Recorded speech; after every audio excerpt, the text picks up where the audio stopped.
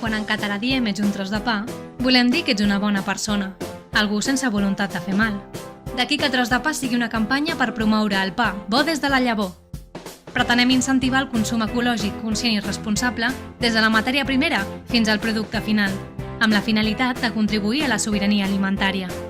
Accedint al web www.trosdepa.cat trobaràs tota la informació referent al projecte, les llavors ecològiques i el seu procés de transformació en pa, el manifest sobre la llavor ecològica, l'auca de productors i forners i, per suposat, els nostres blats antics i les seves característiques.